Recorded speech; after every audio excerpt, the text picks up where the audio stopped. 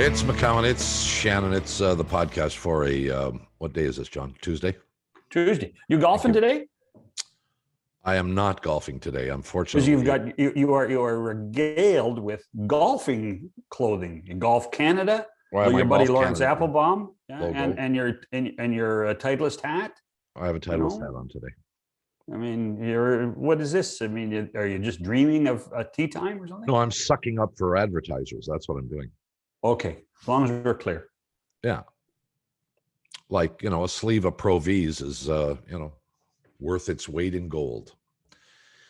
I may not play golf all year, John, I was going to invite you to play this weekend. You want to play this weekend? My schedule, I'll have to check, but... Your schedule. Give me a break. Why, do you have to skim the pool again? You got to skim the pool every day now. The crap that is falling off the trees into the pool is just, it's ridiculous. So do you want to play golf on the weekend or not? Well, where are we playing? Well, maybe we shouldn't tell everybody here on this public forum, or we'll have, I'll have to get crowd control. Or perhaps maybe the course would like to advertise with us, Well, there's a thought. I know. Which reminds me of a story, true story. So, as opposed to a what kind of story? A made up one, which are the ones you tell. So hold on, now that's not fair. Listen, it's the early '80s, and I had interviewed Nicholas on a few occasions, and he seemed to be fond of me for whatever reason. Yes. So I'm invited to go with him. Well, not with him, but I'm invited to go to the old course at St. Andrews because they're opening the hotel on the 17th fairway of St. Andrews. Right. So this is the grand opening. Nobody's ever stayed in the place. And I think there were 8 of us from around the world who were invited to go. And British Airways flew us over. And part of it was we got to play golf at the old course, and Nicholas and Ballesteros, who of course at that point was hot as a pistol, were going to play. So first day we're there, I get a tee time, or they arranged a tee time, and I teed it up and played the old course. By yourself? No, I played with, I don't remember how many people. It was probably foursome. I think Lauren Rubenstein and I played together, but I'm not 100% sure of that. Anyway, not the point. So I go and play, and the next day, Nicholas and Ballesteros are supposed to play. And after the round, I sit down with Jack at the Old Course Hotel to do an interview with him. And turns out they wouldn't let Nicholas and Ballesteros play the old course. So they had to go down to some goat ranch down the street. They wouldn't let them play because it was not part of the open circuit that year, or what was the reason? The Old Course Hotel, or Old Course Golf Course, is a public golf course. And they said that the organizers of this event had not arranged for crowd control. And so they wouldn't let them play. Oh. Which, I mean, I sort of get that. But have you played over there? No. It's a public park. Mm-hmm. Yeah, I do know that. And pedestrians, non-golfers, have the right of way. Yes, they do, yeah. So if you want to come from the old tune and go to the beach, and the beach is on the, right side of the first fairway, people walk across the first and 18th fairways to get to the beach, and with their dogs, and you got to let them go. That's the rules and regulations. So I remember sitting down with Jack, and I didn't go to wherever they went for this practice round. And I said, well, how was your game today? And he said, he was grumbling. And I said, they wouldn't let you on the old course. He says, no. And he said, did you play? And I said, yeah, I played here. Played the old course. He was madder than hell. There was no need for crowd control for Bob McCowan. None. None. Well, I mean, could have used a few more people to search for balls, but other than that, nothing. We won't need crowd control if you play this weekend. So, all right, good. Well, we'll keep it a secret for the time being. Yeah. And I appreciate the invite, although it isn't formal yet. I'll anticipate it. What do you mean it's not formal? You want it engraved? You want it hand delivered? Well, something wrong with that? You want me to fly you British Airways from your house to my house? Depends on where we're playing, John. Well, we're playing in the West End, Bob. Well, I don't do the West End yet. Wow. I'm moving soon, and then I will play the West End. Okay. So in our huge and important and elongated production meeting before this show, yes, we were supposed to talk about the Montreal Canadiens. Well, that lasted about 3 seconds. Well, and I think we should, because this team it's done not much wrong in the last 7 games. And I know everybody's going to think this is a big upset, and I probably should too. But I don't know is this team reached its peak?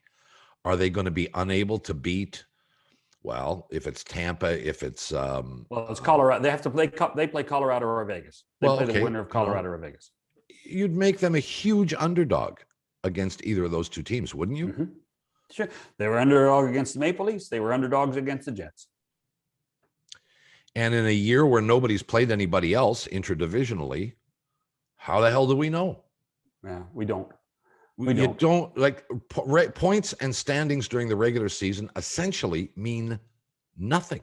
Yeah, and to be clear, I did pick the Jets to win in 6.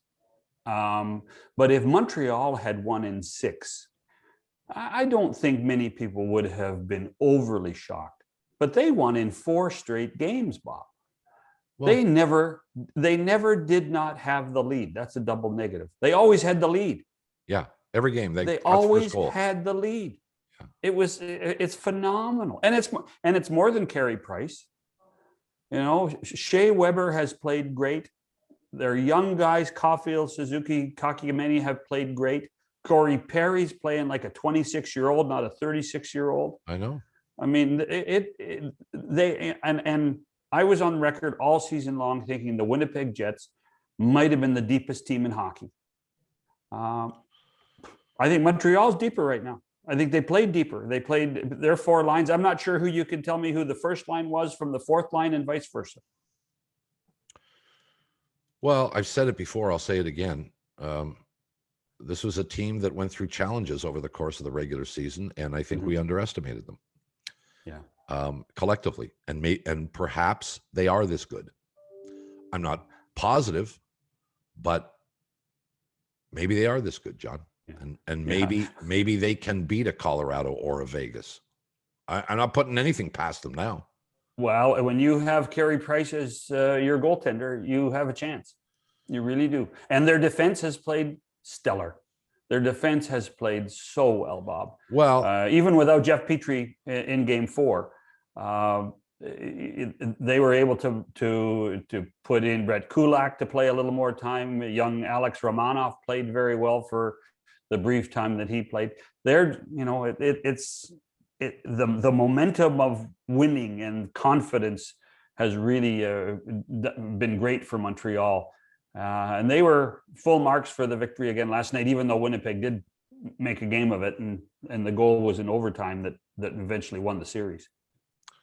Well, we will see what happens next, but this is this is the story right now, I would say. So if you're Dom Ducharme and Marc Bergevin, knowing what you know about between the Toronto series and the Winnipeg series, how much time do you want off? Would you like to be playing tomorrow night, or are you happy to wait until perhaps the weekend? Look, like you, I have never played in a Stanley Cup playoff series, so I can only go by what history suggests. And there is a consensus that when you're playing well, you don't want to be off too long. 1 extra day, 2 extra days, that's fine. If it gets to 4, 5, 6, now you run the risk of getting stale. Yeah. You know, I don't know what's worse. Vegas played a tough 7-game series against Minnesota, and then laid a complete egg in Game 1 against Colorado, and then have marched back. Mm-hmm. Colorado, conversely, sat for I think 8 days. Yeah, and looked like and won 7-1, but have not looked very good since. So what's the correct answer? I really don't know. I don't know. I think that the only thing Montreal has to be happy for is that Jeff Petrie, who was injured in Game 3, will be healthy enough to play at the start of the next series. They hope, which is a real positive for them. Yeah, but I'm not sure they couldn't win without him. They've got that magic, and you know, if you think Montreal's a mediocre team, I mean, they're not a bad team. They made the playoffs. But if you think they're just mediocre team and just on one of those runs, and teams go on these runs, then maybe the sword of Damocles is hanging over their head, and the magic will eventually, you know, leave.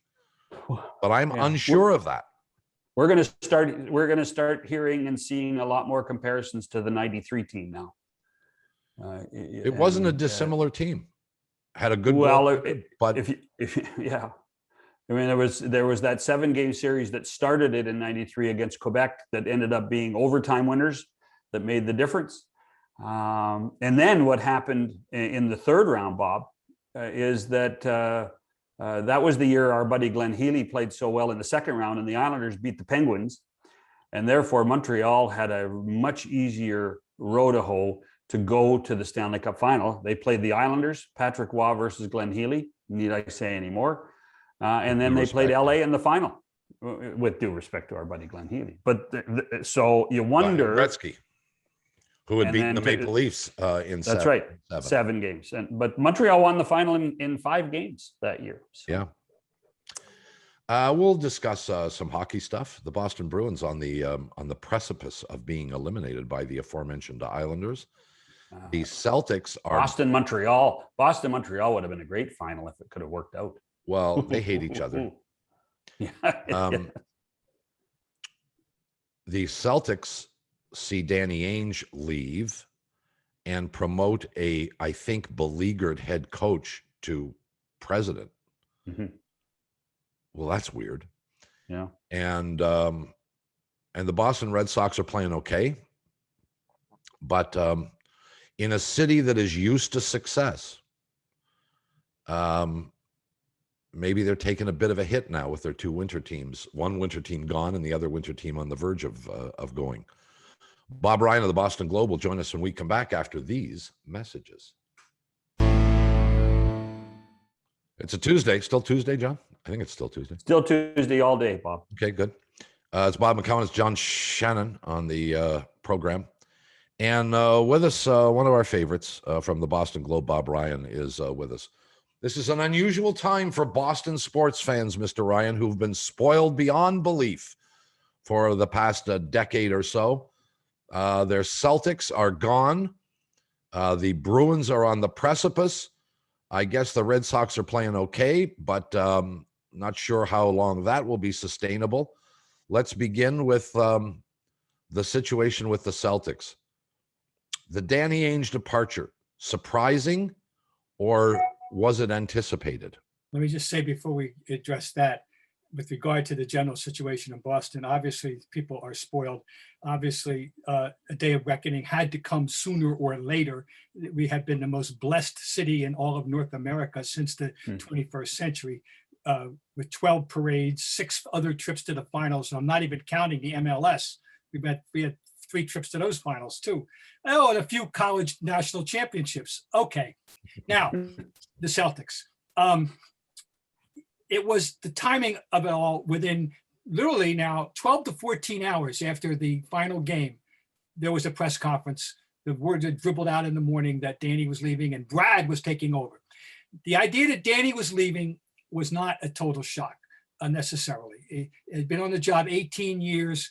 We knew that there was a heart situation. He actually was asked a direct question. The first question at this press conference, is this health related? And somewhat surprisingly, I thought, he said yes. He answered in the affirmative. He's had 2 heart attacks, one at age 50, one at age 60. And when he had the second one 2 years ago, his family really was upset. And Danny made an allusion to that the stress of the job, et cetera, they were concerned about him. Okay. Danny leaving, and I don't think he's leaving basketball forever. I think, at the least he'll be a Jerry West-like consultant for somebody down the road. I wouldn't, he's only 62. Okay. The other thing, though, number one, there was a lot of people circling back and pointing at Brad because of the circumstance of the team being a highly underachieving team, made arguably the most disappointing team in the entire NBA this year, although the book isn't closed on the Clippers yet. But I think the Celtics have qualified.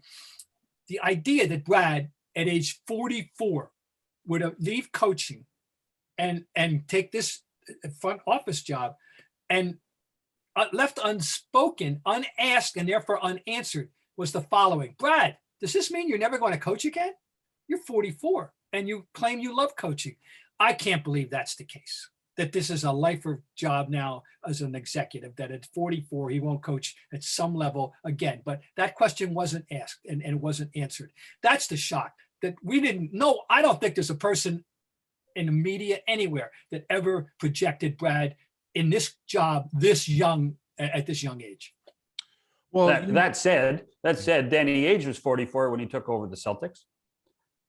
Oh no, I know that. No, but the point is, and that the Brad has been a coach and only a coach as a adult. He did actually work in private business briefly after graduation from DePaul University, DePaul W, not DePaul L, and he worked for Eli Lilly, the pharmaceutical company, briefly, and then he couldn't resist the coaching.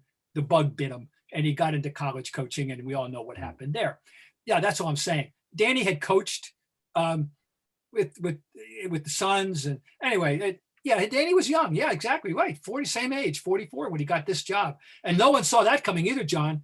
That was a shock. He was out in Phoenix. He hadn't had a Boston connection since he had left the Celtics in '89 when he was traded to Sacramento.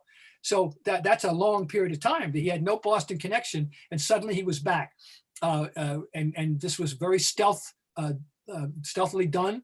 The management then that hired him gave new clues that Danny Ainge was going to be their guy. So anyway, but all I'm saying is I just can't personally believe that Brad Stevens will never coach again. So I don't know how long he intends to do this job. Right now, of course, it's open-ended. He's just starting, and I think he has every opportunity to be good at it. He's a very bright guy. And he's had 8 years in the league experience, and he understands how this league works now. And he certainly knows what's on this particular team and who these guys are. Anyway, but that's the unanswered question. Brad, what are you going to be doing in 10 years, 15 years? I can't believe he's going to be sitting in an office. Well, from the outside looking in, Mr. Ryan, you had to think that Stevens' job as coach was on the line this year. There was lots of talk, of babble about, he has to do something this year to kind of earn another deal. And I don't know whether that's accurate or not, but that was sort of the consensus. To go from your job is on the line as head coach to another disappointing season, which you have acknowledged, and then to be essentially elevated to president of the club is a curious scenario. One that I don't recall ever seeing before. You are correct. I was going to ask you if you could cite anything in hockey. I know of nothing in baseball, basketball, or football. I don't know one. Nope. Okay, here's something that I didn't take into immediate consideration that was pointed out to me, and it was, of course, Money. They owe him $30 million, and even if they were unhappy or decided that he, that him as a coach and that time to move on, they found a job for him that he's possibly qualified to do, and they owe him a lot of money. My initial reaction, I just didn't. So maybe that's the simple answer. That they were going to pay him. They weren't going to pay him not to coach, but they'll pay him to run the team. I mean, I'm throwing it out there. Yeah. Well, Will he, under his title, or do you know, will he have control over personnel? I believe he will, because I don't. These owners have not proven, they've not in any way been meddlesome. They certainly went with Danny. They gave Danny a full authority to do whatever he wanted. Obviously, you couldn't. Ultimately they have to sign the checks, but and will sign off ultimately. But that's true in any organization. No, I think Danny had full autonomy, and I think that Brad will have. I would assume that Brad will have a similar autonomy. Bob, what will Danny's legacy be as the Celtics president, Celtics general manager? I hope that people will view it, that the majority, that all the thinking people, and I think the thinking people will view it as a success. Yes, only one championship in 18 years. However, it's the only one in 35 years. He did produce one. Other than that, you got to go back to 1986. And so one in 35 years. And look, I'm rationalizing. I was there and watching it happen. This is true. Many other teams in many other sports can launch a similar argument as the one I'm about to make. There was a window of 3 to 5 years. They achieved the goal in the first year, won 66 games after winning like 32 the year before. Okay, and it was a really good team. They were, I believe, the best team in 09. They won 62 games the second year. And then Kevin Garnett got hurt, was not available to play in the last two rounds. And they got beat by Orlando. They were better than Orlando with Garnett. I mean, any intelligent person knows that. They were the best team that year. They didn't win because of that injury. That was an untimely injury. The next year against the Lakers, they're up 3-2. They're going back to LA. Kendrick Perkins gets hurt in game 6. And all they needed from Rasheed Wallace, who had stayed out of shape the whole year, just being basically a clown figure, stealing money from them, was one game. Give us one game, for God's sake, Rasheed. And he couldn't do it. Even then, give the Lakers credit. The Celtics were up by 3 points in the fourth quarter. And in 3 possessions, John and Bob, totaling 94 seconds on the clock, they went from +3 to -6 and never recovered. And the catalyst was a guy who had many big shots in that era for the Lakers. Derek Fisher comes down, walks right into a 3, and started the run.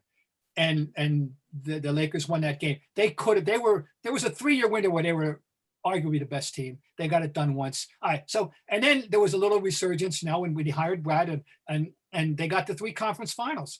And that should be considered to be a successful tenure, I think. Boston fans are known for not being short of opinion and not being particularly sympathetic. How are they reacting to this Stevens situation? Are they acceptant of the situation, or are they up in arms? There's goodwill here, I think, first of all, generally speaking, surrounding both parties, Danny and Brad. Also, management are not viewed in any odious manner here. The management has succeeded in as much as, I won't say they're beloved, but they're politely tolerated by the fans in a way that a lot of managements and a lot of sports aren't. They seem to be fairly trustworthy in that regard. I think people are getting over the strangeness of that you alluded to in the beginning. We've never seen this particular juxtaposition.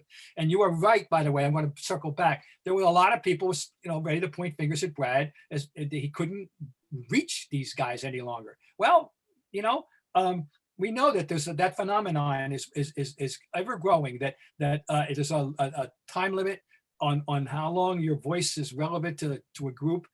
And I give you Exhibit A. The 76ers, they were a group of people that needed a new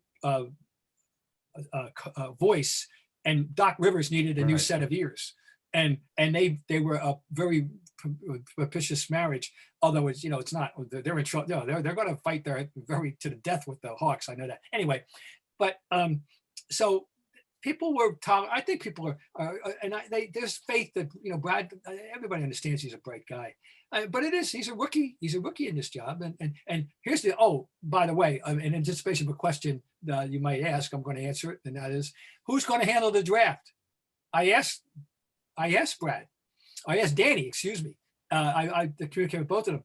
Danny's sticking around. He's going to help with the draft. And then he goes bye-bye. So he'll be there with the Danny. That'll be helpful. We can jointly evaluate the draft. You touched on those great teams of the late first decade of the century. To me, when you had Garnett, Pierce, and Allen, that was the first vestige of the super teams, where you had and Danny Ainge orchestrated that. I mean, he was the guy that put that together, and everybody, it became such a copycat, and to the point where we're almost seeing the end of it now.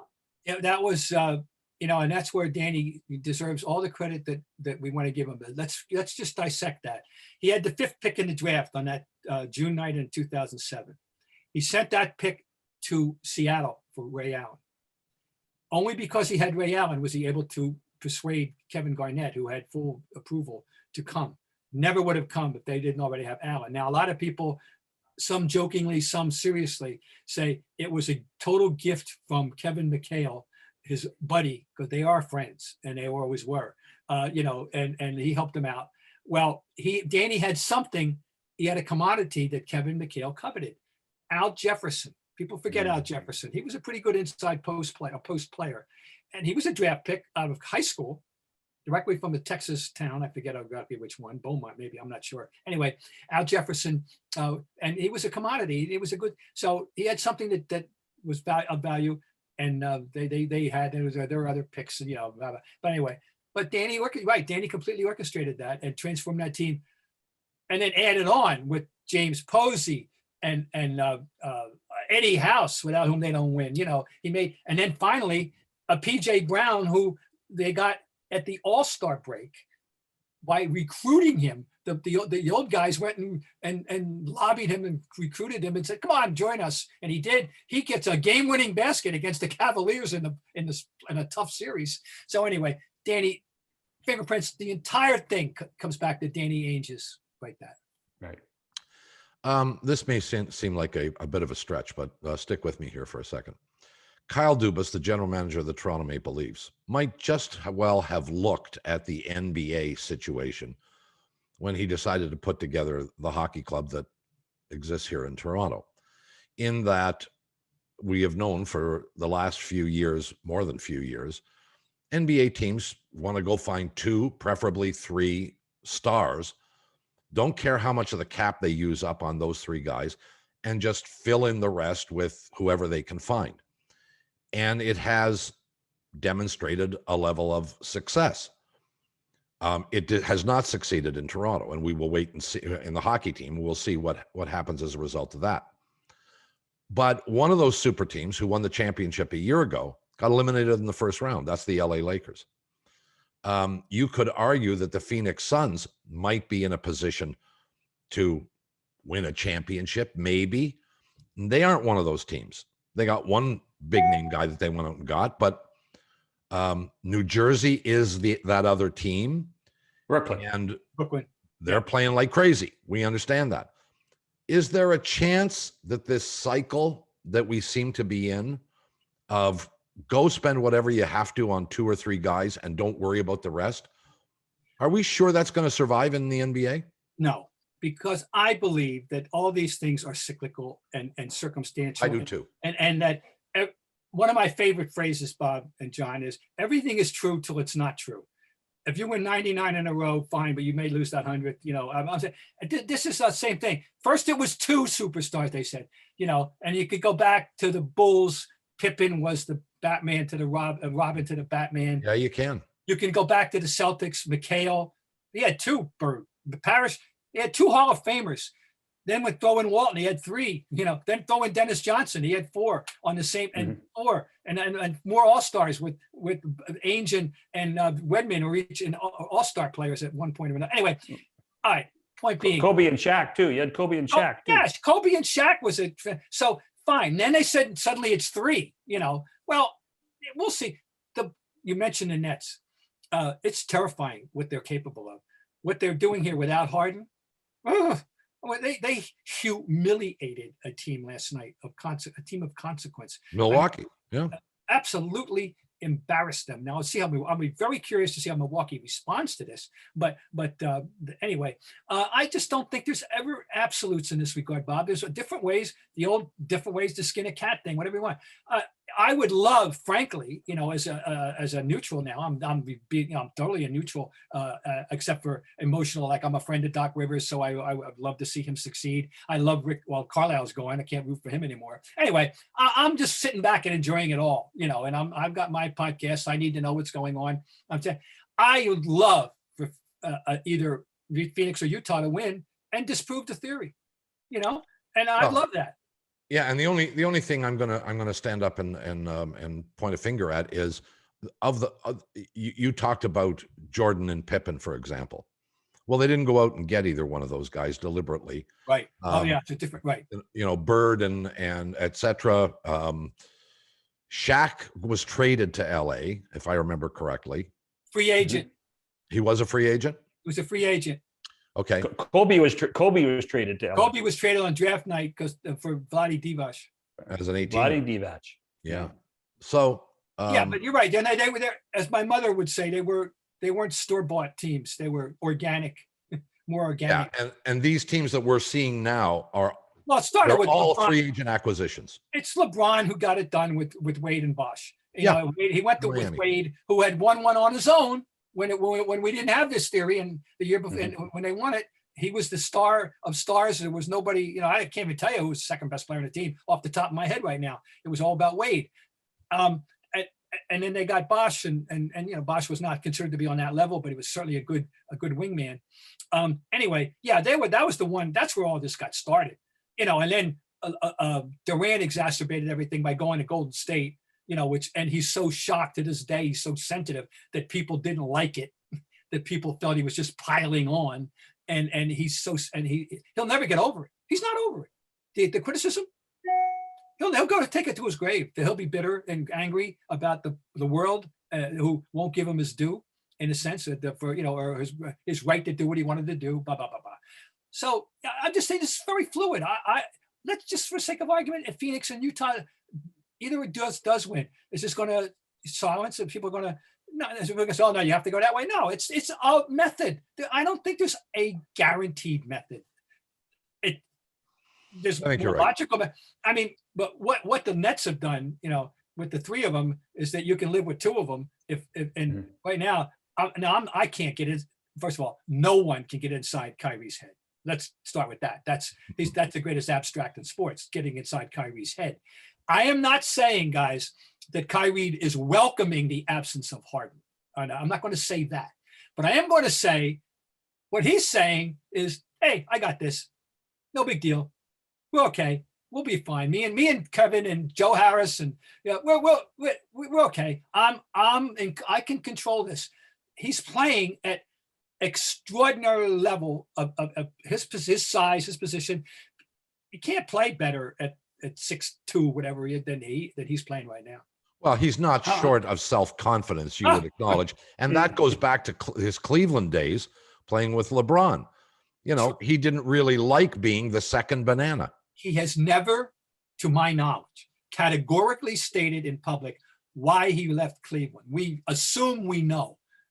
You just said it. But he's never said the words, but we kind of figure we know, Well, if you remember the end of that series. It seems to be right now, simpatico with Durant on this level, I don't know if he figures Durant is 90% of him or 88% of him or 92.4, but he's willing to accept Durant as a reasonable co-equal. But I think, he wants that ball for that last shot if it comes down to that. 100%. Bob, where do you think Steve Nash fits into that equation? Well, we wondered because he was a rookie coach about whether it would be a hindrance. Steve Nash may be another anomaly. He's a Hall of Fame player. He's a people guy. Everyone agreed he was a coach on the floor. And I think he's as successful of handling this particular situation as any first-year coach could possibly be. I think he gets a lot of credit for understanding these guys and understanding the situation. No, I think he's, from afar, I have to applaud the job he's done. With the people say, one thing I did learn a long time ago is that a lot of guys can coach up mediocre, bad teams into mediocre teams, or mediocre teams into pretty good teams. But when you're dealing with the ultimate talents, it's such a psychology job. It's not about X's and O's. And this is why Auerbach was successful in his day. It's why Phil Jackson was successful in his day. They understood how to relate. I don't want to say handle. Reddy was the first person to say, I don't handle people. I don't handle Bill Russell, but I understand, how to work with Bill Russell, get the most out of him.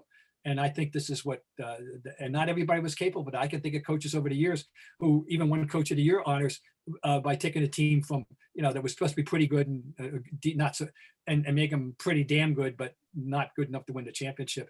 And how often does the coach of the team with the best record totally get ignored by voters and that Coach of the Year award, because that's not the way they look at it. They assume you're supposed to be good. Have you thought about, in today's game with players today, all of whom will know that Steve Nash is a 2-time MVP and was a great player, and et cetera, et cetera. Does that add a level of respect on the part of the players today, or are they so self-absorbed that they only care about themselves? In the pages of my newspaper, the Boston Globe, this very morning, there is an allusion to the idea that it might be propitious of the director of basketball operations, Stevens, to select as his successor a former NBA player who can command the respect of the two stars of the team automatically by walking in the doors. Interesting. So that is Jason Tatum and Jaylen Brown. It is not a given, but that was a supposition that would be necessary. Interesting in that if you study I did a big study. I did work on a column I wrote for the late lamented Basketball Times within the last year, studying the nature of the new crop of NBA coaches, the current landscape of NBA coaches, and how many of them are people who, if they walk down the street of any city in America, including their own, would completely pass in anonymity. Some of them come and go. Mike Budenholzer, Terry Stotts was 9 years. Oh no, he wasn't. Lloyd Pierce, who got fired. Steve Clifford, there's all these guys. I can't even name all the guy in Oklahoma City, Daniel. I don't even know him. I have no idea. But a lot of them started out. Oh, Eric Spoelstra was Exhibit A. He started out as a video coordinator kind of thing, and they worked their way through the ranks without ever having been a star player. I think you put Nick. I think you could put Nick Nurse in that list, and Frank Vogel, and he won the championship.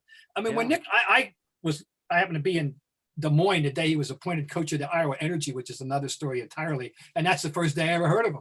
Okay. I didn't know who he was. And I looked him up and, oh my God, he's in England, And yeah, Nick Nurse, this is more of a pattern of the coaching path today. But if the Nets win and Nash is, in his first year is supervising this championship, that might spark but once again, it's all cyclical. It's all.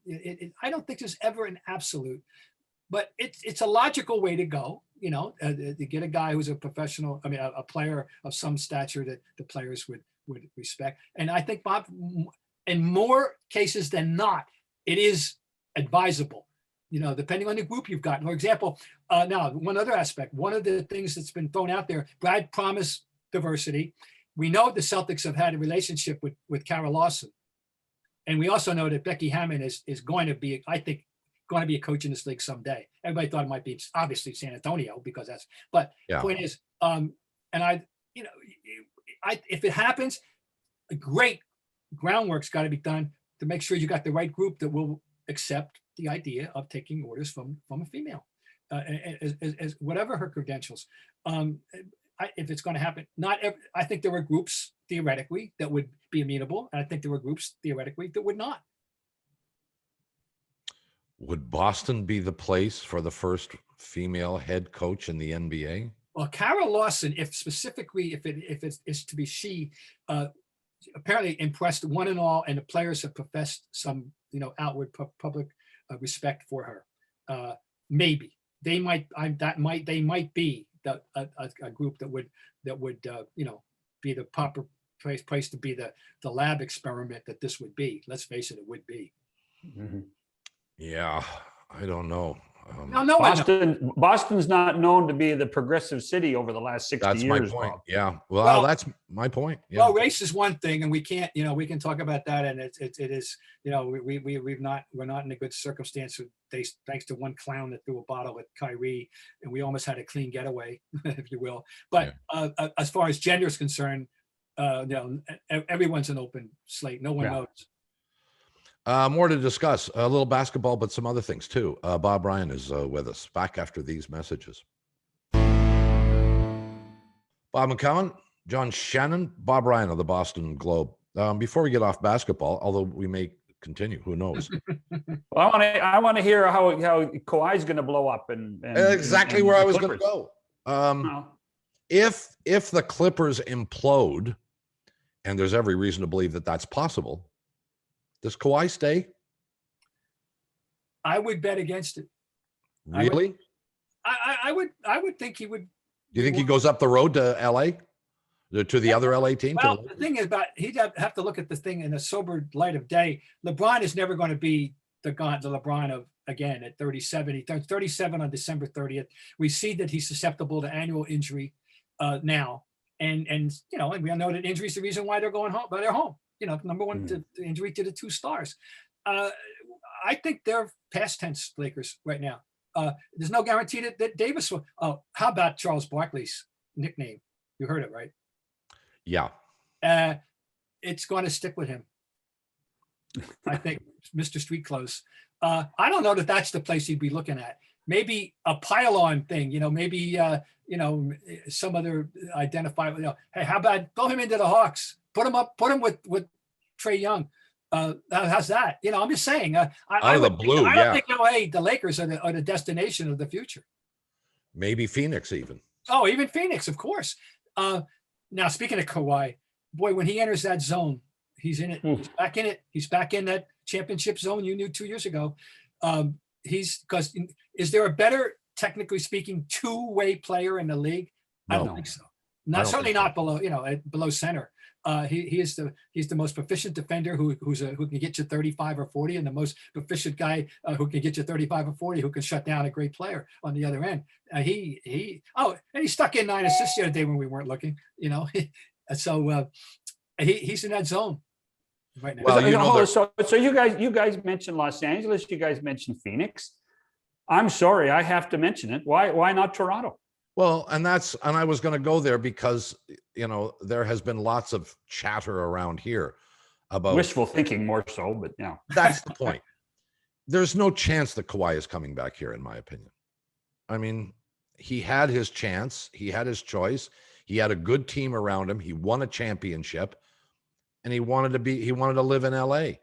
Now, I don't know. Can you take a helicopter from his West Coast pad to Phoenix to play home games? I don't know. No. Quite. A bit of a hike. Not quite. I know it'll be, but I'll tell you, I've got my eye on them. I'm curious now. Obviously, we all wrote them off totally after games 1 and 2. And look what they've done. They're not dead. They're as the King said, in King and I, they're a puzzlement. They are a puzzlement, folks, and and they will remain so until we see the horn sound on whatever is the final game of their season.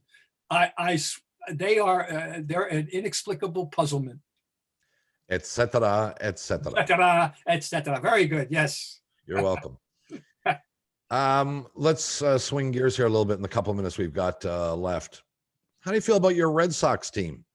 I didn't expect a whole lot from them. I'm a little shocked that they played as well as they have. Is it sustainable? Are you starting to believe? A little bit, because the thing is that they have, in the modern world of how pitching staffs function, you're looking for 5 innings, 6 is great, 7 is a dream, 9 is unimaginable. But, build around bullpens. They've had as one of the more stable rotations so far in all of baseball. I just saw some metrics on it yesterday. I think one of the 2 or 3 most stable rotations from day one so far, which is not expected. Last year they were horrible. It was awful. And this is without Chris Sale. This is a pie. I'm not expecting anything out of him, but he could be ready by August. They're just saying that. They're saying, okay, he still hasn't thrown off a mound, guys. He's throwing the baseball anyway. Okay, and Matt Barnes has rediscovered himself and is a legitimately lights out closer who finished off one of the Yankee games last weekend by striking out the side on 12 pitches. He's having a terrific year. Although he gave up a run the other day and that forced them to win in the 10th inning, but he's been great. 3 players in the lineup have been, utterly tremendous. JD Martinez has rediscovered himself after a wipeout year last year. Bogarts, who's continually establishing himself as one of the best players in all of baseball, a premier shortstop, is having another fine year. And Rafael Devers, when the bat hits the ball, or the ball hits the bat, it generally goes off at a very high rate of speed. He doesn't get bloop singles. He's a damn good threat. And now guys are coming out. Hunter Renfroe is starting to play well. They're going to be heard from. I wouldn't rate them as but they're. I think they can hang. Yes, I do. I think they can. This may be a slightly unfair question because I don't know how often you've seen them play. But very quietly, or maybe not so quietly, Vladdy Guerrero here in Toronto is emerging as one of the great players in baseball and has a chance, honestly, to be the best player in the game for a number of years. As a longtime baseball guy, give me your take on what you've seen from Vladdy. I'm following it from afar. They're in town. They're coming to town the weekend. I'll be there. Yeah. I'll be there at least 2 or 3 games over the next coming weekend. And I'm looking forward to this. I know he went and lost. He got himself some personal discipline. He obviously got himself, if you follow baseball at all, if you're a Baseball America person, which I am, we're well aware of this coming phenomenon, Vladdy Jr. Okay. Oh, we've been hearing about him for 6 years, 7 years. Okay. So, I was aware of him. And then, we know how it's progressed. And we know he needed to lose weight. And he did. He acquired some personal discipline. And now we're seeing the results. I'm impressed. I mean, he's American leagues. We got him here, and nationally they got Tatis Jr. How about all these sons? Of course, the sons of players that are making their mark, including 3 on one team, as you well know. Oh, yeah. But I love it. But no, I'm looking forward to seeing him in person. You're right. I haven't seen a game. I only know what I've been reading, but I've been reading it from day one, and I look at the numbers and good for him. Daddy was and is like father, like son. You don't have to throw a strike for him to swing the bat. So the key thing in all of it really is we all knew the bat was there, but he's finally comfortable in the infield at first base. Well, and that really has changed the whole perspective, I think. Well, there you go with the weight loss too. He's obviously more nimble, more confident, more comfortable. I mean, now what's it say about him? They got to lose. Is that number correct? 40? Are we buying whatever? Well, that's a lot. The last guy, like Prince Fielder level, right? And he never did it, did he? He really never did take that step. No. Okay. Well, anyway. I got a question for you, Mr. Ryan, as something of an historian. Vladdy, at last look, led in all categories for the Triple Crown. Has anybody ever won a Triple Crown and a Gold Glove in the same year? To my knowledge, no. Although I'd have to look that up, but I can't think of anything because first of all, Triple Crowns are very rare to start with.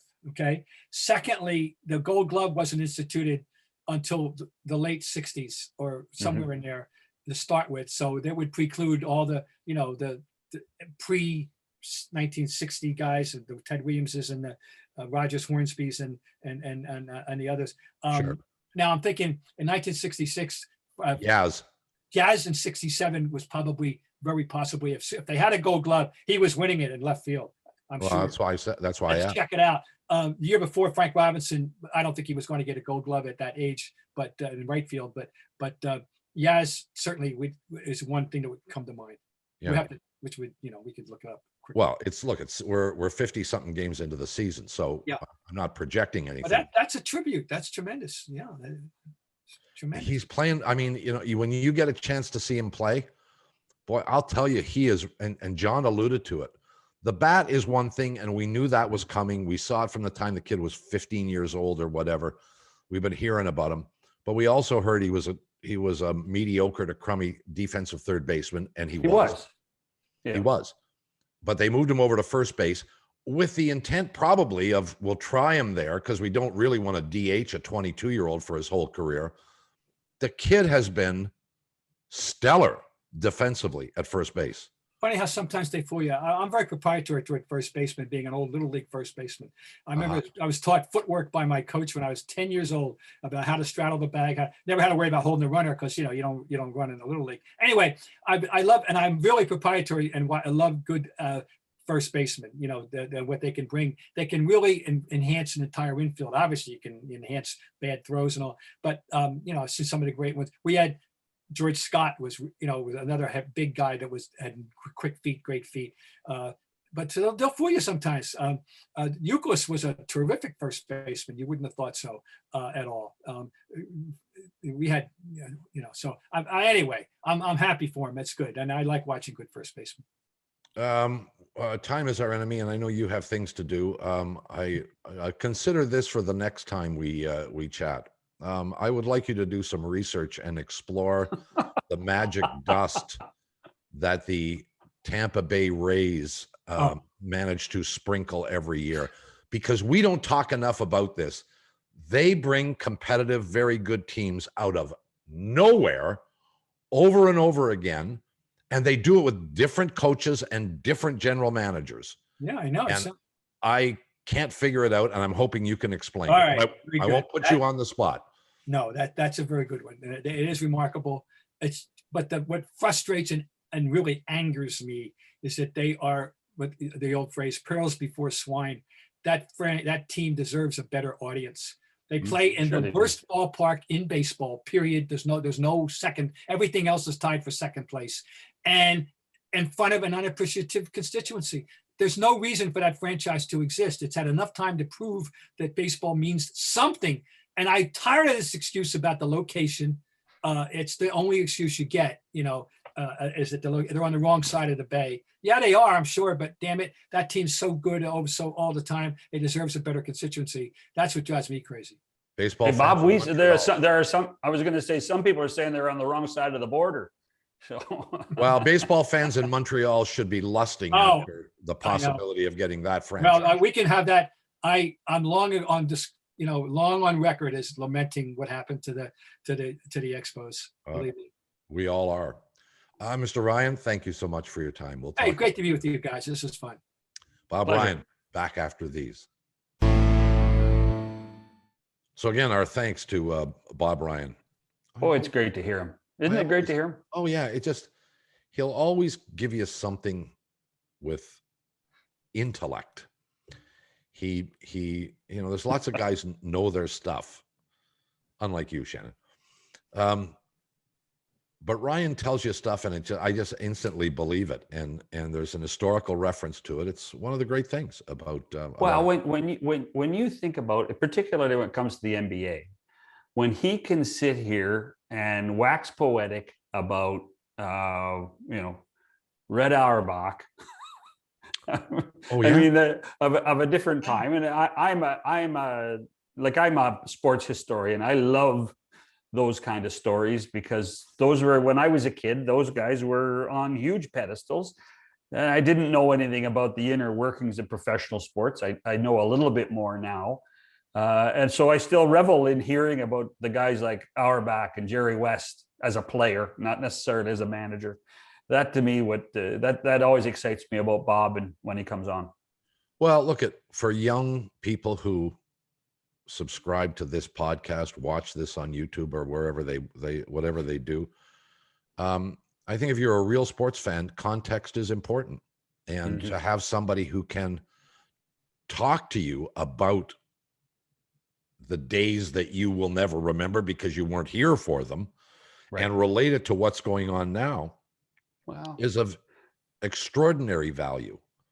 I mean, I don't know about you, but when I was growing up, when I was a young kid and interested in sports, I loved to hear from the older guys who could tell you stuff about what went on.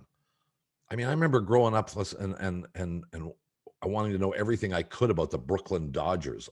And there's a long story behind that. and to hear guys who actually saw Babe Ruth play, et cetera, et cetera, et cetera. There's great value in that. And I don't mean to cast Mr. Ryan as being aged, but you used a word, Bob, that does not get enough usage in our world, in sports at all, and that is context.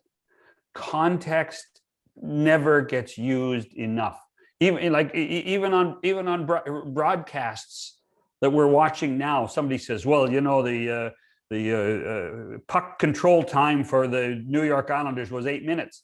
Yeah, compared to what? Who cares? What's the context? Where's the context in all of these stories so I can make a rational, relevant decision? They're better. And that, I mean, context is one of those words that we're always trying to say, compared to what? Give me context. That's so important. Well, I'm pleased you like my choice of word, but it's the one thing that's the word that pops up when I think of Bob Ryan, which is why we love having him on. In any event, agreed. We've chatted too much. John Davidson tomorrow, Bob. Yeah, John Jamie, Davidson. And his return to Columbus. It's a phrase that I heretofore I don't think has ever been used. We will chat with him tomorrow. Until then, fun to do. Goodbye, everybody.